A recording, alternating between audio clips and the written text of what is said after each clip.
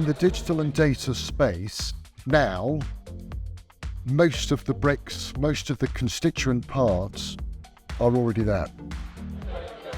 The Army is seeking to find experts, both in the fields of digitalisation and data, to collaborate with them on their journey.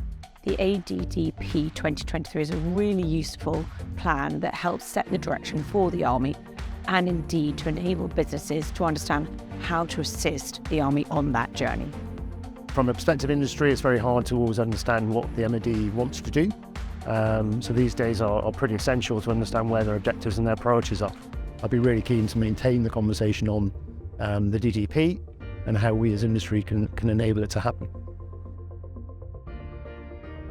It's great in the time of extreme volatility, where the digital disruption, the threats to the UK have never been as severe and imminent as before, that the Army is approaching industry leaders to fast track the learning the Army can have to react to these new digital threats.